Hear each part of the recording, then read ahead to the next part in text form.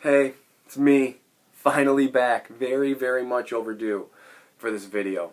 But I hope you'll understand. I just wasn't ready to talk about it. And I know you know what I mean when I say it. Because we're 13 seconds into this video, and it's in the ether, so we're just going to bring it in. Okay, it's going to be a thing. We're going to vent about it right now. I have a little therapeutic session with myself, really. And we're just going to acknowledge that it's a thing. Because losing 4 straight Super Bowls is still a thing. Nobody in the organization had anything to do with losing 4 straight Super Bowls. Nobody in the current organization, I mean. None of us fans did, obviously, but we're reminded of it all the time.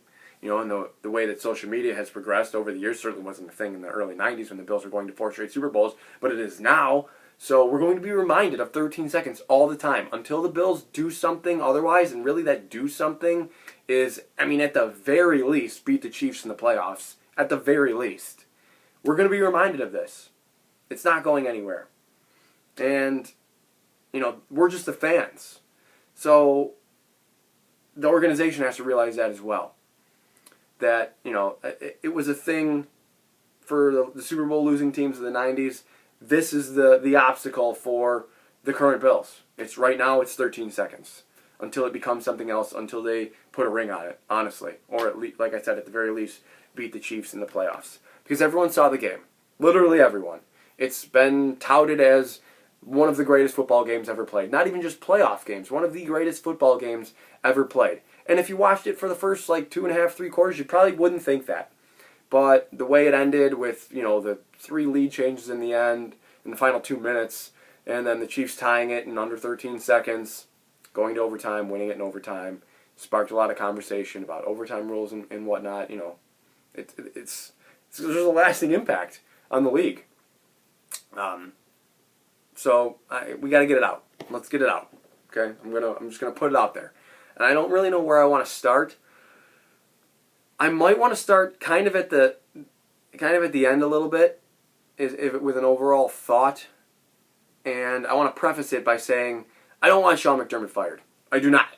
I have loved what he's done with the organization. He's pulled it out of the mere obscurity into a Super Bowl contender. They were a legit Super Bowl contender for the 3rd straight year now. You know, and I expect them to make the playoffs for the 4th straight year. They're a legit Super Bowl contender for at least the 3rd. So that's exciting. You know, there's another obstacle for them to overcome. I just went over that. But if that isn't a fireable offense, what is? That's my question. Again, I don't want him fired. I'm just asking you. We're not talking about John Gruden emails or anything like that, okay? As far as on-field product, you know, something that happened, if that's not a fireable offense, what is? And this is a coach that's been to the Super Bowl before, mind you, as a defensive coordinator with Carolina. There's really no good excuse for the fallout. Fallout implies something that happened afterwards. What happened afterwards is we didn't really get any answers. And, you know, that's pretty widespread across all sports. Coaches, GMs, players and stuff, they don't really give you anything in interviews. And we would love to, obviously. We're pouring our heart and soul into this. Not that they're not. Of course they're pouring their heart and soul into this. It's their livelihood. But we have our livelihoods, and then we use our free time, the little that some of us get, and we invest into this. So they kind of just be told that it is a miscommunication. I know how that feels like it isn't enough. That you want to hear more from the coach. I wish we would hear more from the coach, from anybody, from Bean, whomever. It's just, you're not going to get it. You might get it years down the line. You know, Tyler Dunn, with the Go Long podcast, wrote a nice article on it. Didn't really name any players, you know, that said anything notable, but he mentioned that some players feel like they don't even really have clarity on the situation. So this cannot, I just said that this is going to be a thing. This cannot be the thing that breaks the Bills mentally or whatever. Just breaks up this regime, this Bean, McDermott, McBean thing. You can't let this break you entirely. And I think you have the right quarterback to keep you a contender, the right wide receiver 1 to keep you a contender for a long time. A good defense. I think you'll be in it. I'd be lying if I said I wasn't a little bit nervous. Because, and now I'm reverting back to the game. Let's start with the kickoff. Because there was a point after the fourth Gabe Davis touchdown where I believe I even texted my buddy, I think we're going to win the Super Bowl. I think we're going to win it. I think we're going to beat Cincinnati at home next week. And I know Cincinnati went to Kansas City and won. Okay? I love Joe Burrow. I love Jamar Chase. I love T. Higgins. I love what they're doing with that offense. They're a likable team. He's a likable quarterback. But I think the Bills would have beat him. I have no way of proving that. You have no way of proving that they wouldn't have. So it's just mere hearsay.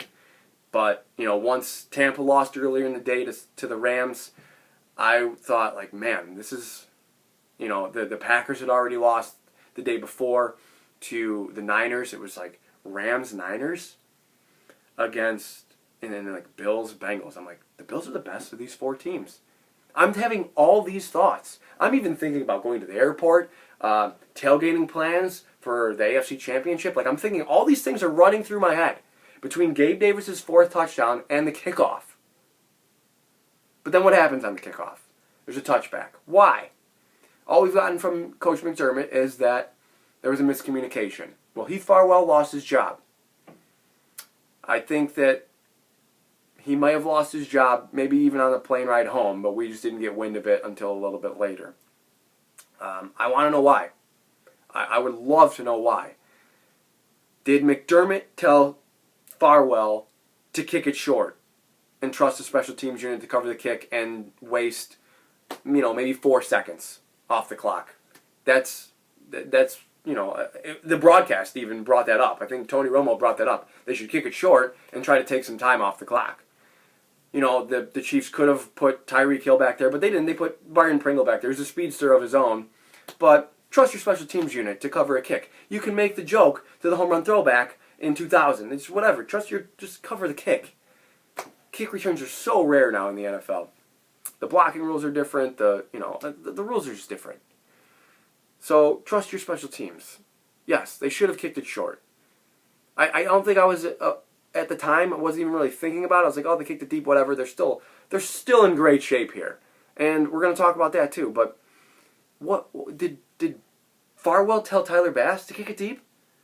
And did Bass just be like, screw you? Because then Bass should be cut, right? If that's what happened, I just there's something there, and Farwell took the blame for it. Obviously, you would think that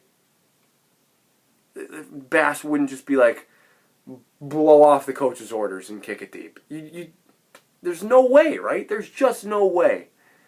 But why would Farwell do the same thing to McDermott?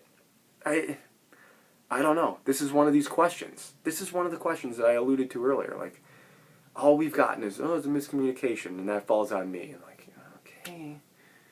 But it fell on Heath Farwell. I would love to know. But even then, okay, the Bills kick it deep.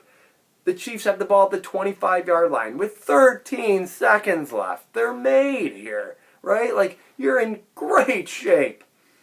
What happens on the first play? The Bills line up very deep. They don't want to get Tyreek Hill like they did a couple of drives previously when Hill went across the middle and took it 64 yards for the touchdown.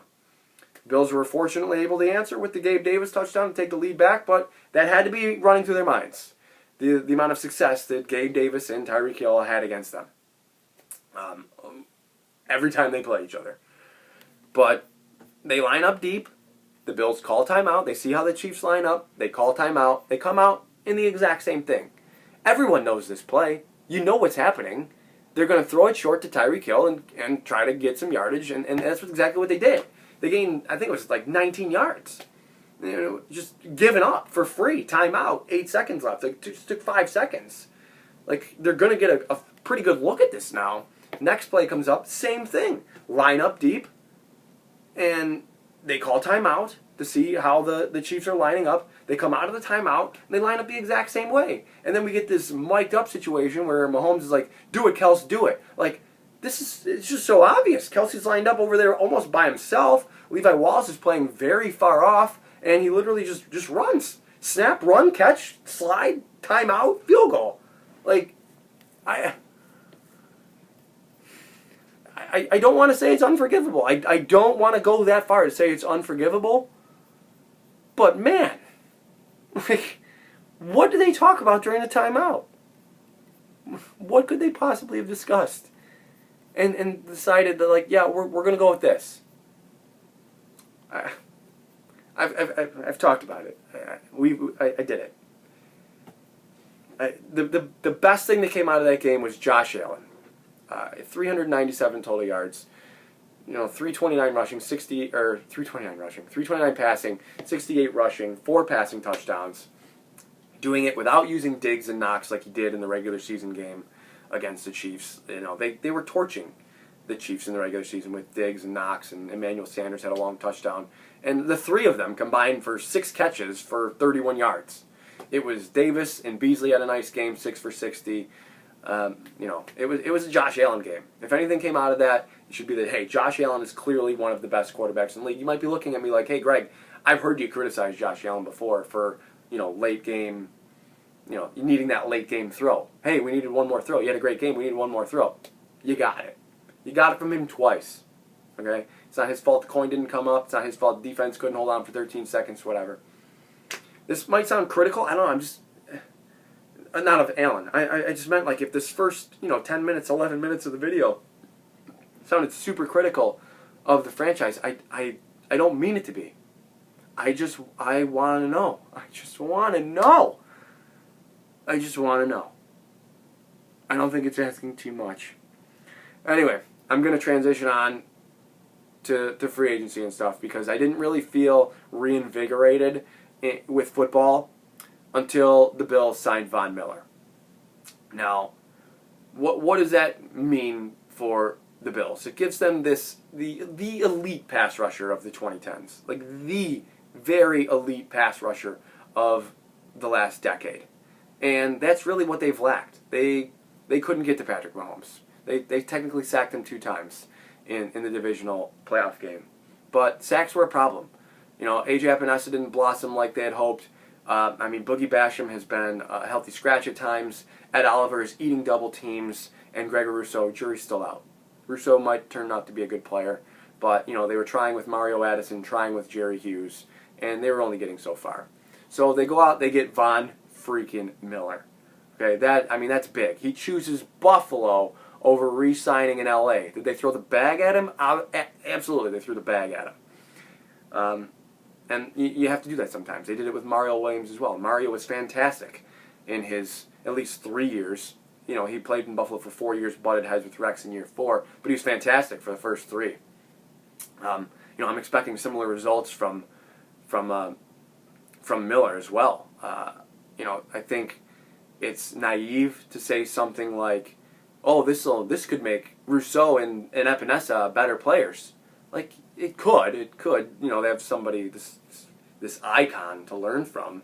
But I think what it does in the immediate is take some of the pressure off of Ed Oliver, who I just said was eating double teams all season long. I think Ed Oliver's a pretty nice player. And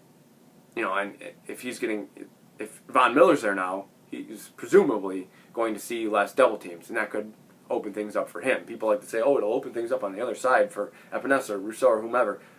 I don't think so. I think that's naive. I think, more importantly, it opens up things for Ed Oliver, who was the main focus of offensive lines throughout the year. What does the signing mean as a whole? Like, legitimacy. Like I said, he picked Buffalo over L.A., where he just won the Super Bowl, his second Super Bowl. He's boys with Aaron Donald. Like, he could have just stayed out there with Aaron Donald, but he came here. And everything he said has been awesome. How he thought he was coming here in the first place back in 2011 when he ended up with Denver. Even how he was honest. I appreciate his brutal honesty about how even on the flight to sign his contract in Buffalo, he had considered calling them and telling them that he was going to stay in L.A. But he didn't. He came, he gave us the time of day, and toured the facilities and was like, okay, yeah, this is home for me now. This is home. And what that brings to the organization, like I just said, is legitimacy. Guys, we can let go of this Buffalo versus everybody mentality. Like, we're over here and this is everyone else hates us and stuff. No, it's not like that. It's really not like that. For a fan base over 20 plus years that has just craved the attention and stuff, you got it. That's what this does. Signing Von Miller does that.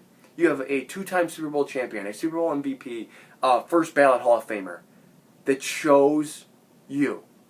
Okay? So let go of the victimhood. You know, how everyone hates us. There's the little guy mentality. Josh Allen arrived. He arrived huge, especially in the playoffs. Von Miller literally arrived. Came to Buffalo. Like, the Bills are legit. They are legitimate. And that just, the Von Miller signing serves to prove that. You know, that's not where it ended, though. I think they signed O.J. Howard within, like, the same hour to add to the offense. A one-year deal.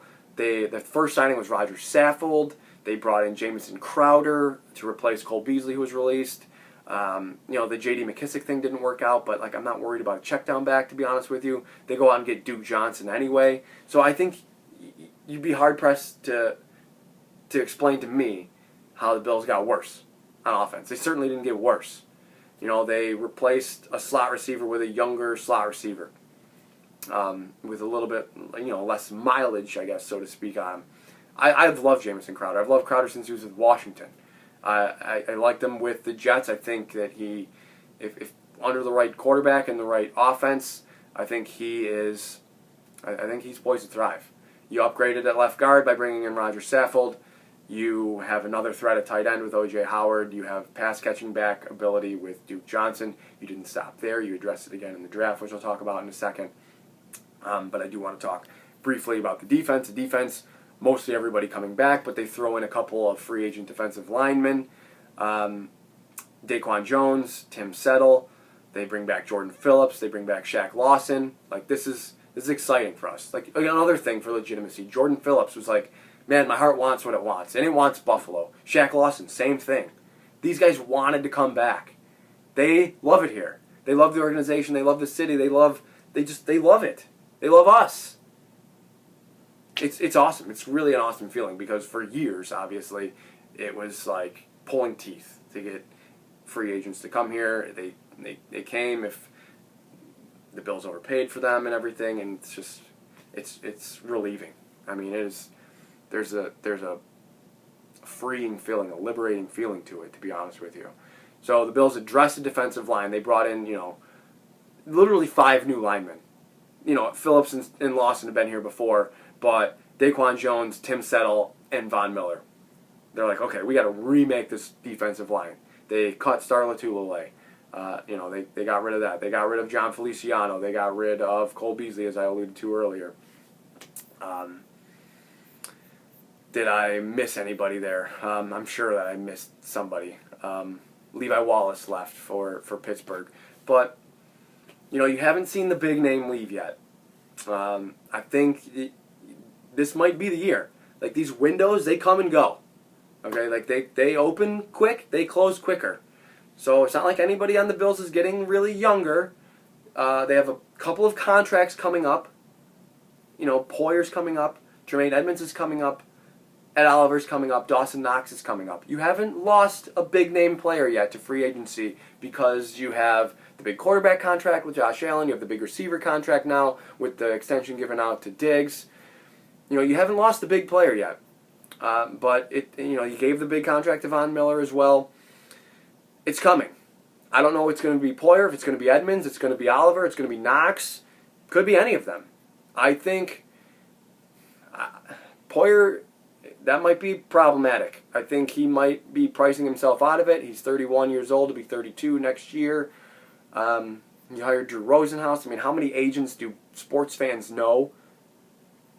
But you know Drew Rosenhaus, right? He's like the most famous sports agent. That could be a problem. I could see that being a problem. He doesn't strike me as the type to not play. He is like that committed type of guy. So I think he's going to be here. He's going to play out the year. But they might be hard-pressed to re-sign him. They have decisions to make on Tremaine Edmonds. I feel like if it's not this year for Tremaine Edmonds, it's not going to be ever. They completely revamped the defensive line. They have, like I said, Von Miller. I've said it 10 times. They have Von Miller in there now. He needs to blossom to prove that he deserves a second contract. Or they might just find something else to do at middle linebacker. Ed Oliver, I don't think they're going to want any part of losing. He seems like the most likely to re-sign to me. Dawson Knox, to me, feels more like a product of the Bills than the Bills' offense being a product of Dawson Knox. I know he scored 11 touchdowns last year, but the Bills bringing in O.J. Howard, granted it's only on a one-year deal, and Knox still has the 1 year left on his deal. But maybe they're just seeing if, it can work with other tight ends. I didn't really address the whole Brian Daboll leaving for Ken Dorsey type of thing. Daboll obviously leaves to become the head coach of the Giants. Ken Dorsey elects to stay on and become the offensive coordinator. Great. Continuity is a word that gets thrown around a lot. I like it there. I like when the coach knows the quarterback. There's familiarity there. It's not like they had to set the playbook on fire, right? Like Daboll took his mind away from the situation, but they can still run a lot of the same plays. Maybe throw some new nuances in there with Dorsey at the helm calling the plays. So obviously curious to see that, but this is. I'm looking at the depth chart right now. This is a stacked team. In a stacked conference, because obviously the conference got better. The Broncos trade for Russell Wilson. The Chargers go out and get J.C. Jackson and Khalil Mack. The Raiders went out and got Devontae Adams and Chandler Jones. The Chiefs maybe got worse. Maybe the only team that got worse. They brought in like Juju Smith-Schuster and drafted Sky Moore. Valdez-Scantling, I believe they brought in as well. But they traded Tyreek Hill to Miami. And to me, what that signals is I think a lot of Bills fans were like, hey, that makes Miami kind of a threat. Like, I know that we've owned Tua so far, but like, that's, wow. That Miami's on my radar now. To me, what it says is the Bills is a clear favorite. Okay, like, that was the player killing the Bills. Mahomes was too, obviously. Kelsey was too. But I think taking Tyreek Hill off the Chiefs makes the Bills the favorite in the AFC. Regardless of what happened to Miami. Miami certainly got better, obviously, by adding Tyreek Hill. But they went all in. They are now all in on Tua with Tyreek and Jalen Waddle. It's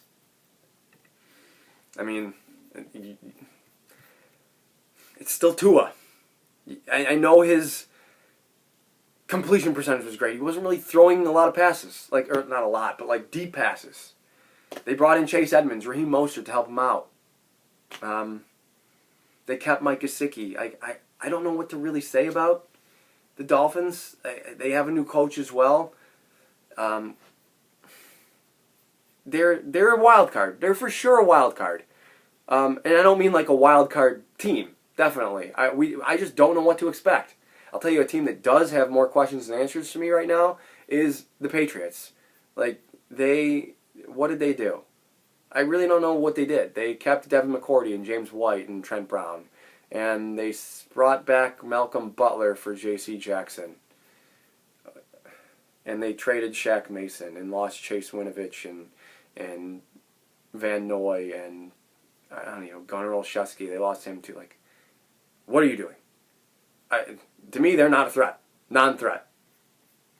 Not that they're not capable of beating the Bills, but they're just a wow team. The Jets. I can't tell you they didn't improve. They didn't bring a ton of guys in free agency. C.J. Uzama, Jordan Whitehead. But they put some guys. They put some players around Zach Wilson. They put Garrett Wilson in there. They drafted Garrett Wilson 10 overall, and mostly on defense, they brought in Sauce Gardner. They drafted Jermaine Johnson. Nobody's criticizing the Jets' day one draft. That's for sure. Absolutely nobody. But you're still in on Zach Wilson. So you need to see that leap from Zach Wilson.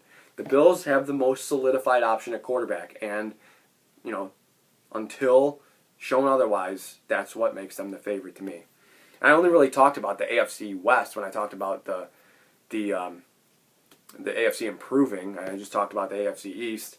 You'd be remiss if you didn't talk about Deshaun Watson going to the Browns, although it remains to be seen whether or not, or how much he'll be suspended. I would guess that it'll be pretty hefty. I think the NFL would like to look strong there, needs to come down strong there. Ben Roethlisberger leaves the Steelers. They're kind of in a little bit of flux there. They drafted Kenny Pickett. They have, or they signed Trubisky away from the Bills as well. The Ravens probably still going to be a threat. They're going to get some players back. Marcus Peters, Gus Edwards. Lamar Jackson's still there. They traded Marquise Brown away. I think that even though Lamar and Marquise Brown got along, that there wasn't great cohesion there. That their body language on the field wasn't good for one another. And then obviously, of course, the Bengals. The Bengals are still there. In the South, I think the Texans, Jags. The Jags might have improved a little bit, but Texans, Jags. I think the Titans actually are going to be pretty bad this year. They regressed by trading A.J. Brown. It just, I don't know. It just, to me, seems like the Colts division to lose with Matt Ryan. They improved by getting Matt Ryan over Carson Wentz. Anyway, there's the AFC. I kind of did that without talking about the Bills draft. Obviously, the departure of Levi Wallace leaves a hole at the second corner. They address it, right away. They get Kaiir Elam, and I was personally an Andrew Booth guy from Clemson, but I have nothing bad to say about Kaiir Elam. The Bills identified their guy. They went out and they got him. They drafted James Cook in the second round, who is going to certainly compete for snaps at running back. Like Zach Moss's position on this team has become very tentative because you have Singletary in there. You now have James Cook. They signed Duke Johnson. They love Tywan Jones for special teams purposes. So I think that Zach Moss is in a roster battle this offseason. Terrell Bernard, linebacker, I can't pretend to tell you how he fits in immediately. It's possible he starts with special teams and plays a couple of snaps. If Tremaine Edmonds or Matt Milano has to miss a game, he might step in there. I was a big fan of the Khalil Shakir pick. Even though the Bills have done a lot to the wide receiver room, they re-signed Diggs, obviously. They brought in Crowder. They re-signed McKenzie. Kumro's still in the mix. They love him for special teams. Khalil Shakir is now the sixth receiver, but there's still these returners in there, like Isaiah Hodgins, probably in a roster battle, hasn't played over 2 years. Marquez Stevenson was given the opportunity to take the returner job and really didn't carve out a role for himself. I'd be surprised if he made it. And then they signed Tavon Austin. So are the Bills going to keep 7 receivers? I don't know. They might. Are they going to keep 7 receivers and 3 tight ends? Is Tommy Sweeney on the roster bubble? Probably. These are guys that you don't have to hold on to them after a while. It's been, hey, Tommy Sweeney, it's been 3 seasons. You're a 7th round pick. We're not, that committed to you. It's not that they have to be committed to Tavon Austin either. They just brought him in. He could just end up being a camp body, But this is a tough team to make. The Bills are a tough team to crack because of their depth. They have one of the best rosters in football. They have for 3 years. It's impressive.